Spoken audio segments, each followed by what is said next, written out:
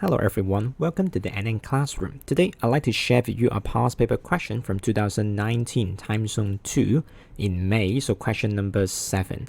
Topics relating to the topic 3, periodicity, especially the trend of ionization energy and the ionic radius. Let's see, how do the following properties change down the group 17 in the periodic table? So the first one, IE, second one, the IR, so ionic radius. Obviously, as mentioned for many times across our classes, all the trends in this topic 3 periodicity is actually explained by one of the core value, and that is most important. We call it the effective nuclear charge. And remember is that this effective nuclear charge having a fixed trend that it is going to be increased across period while decrease down a group.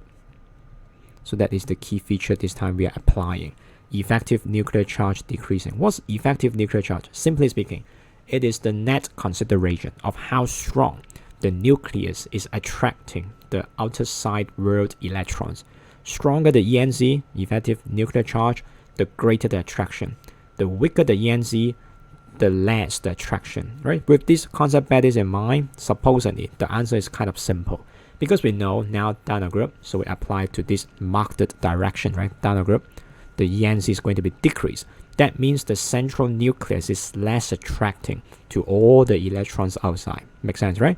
So that's why in terms of the ionization energy, so that is defined as the energy required for us to remove the outermost shell electrons one by one in a gaseous state, right? So that means if the attractive force is going to be weaker when you're moving down, so that means it is going to be easier for me to remove that electron when you go down the group, right?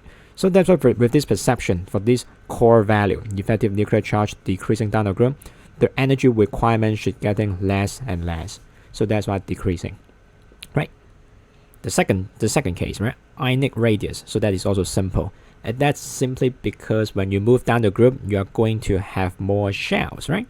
More occupied energy level. Or in other words, you can still use this term. The effective nuclear charge is going to be decreased. That means the attractive force between the nucleus and the outside world electron is going to be less and less and less strong, less tight.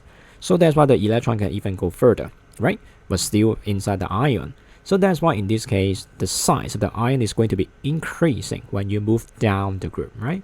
Or the simple understanding what I just mentioned is that going down the group, you are going to increase the shell number. So the size-wise must be increased. So that's why for this case, the answer will then be C.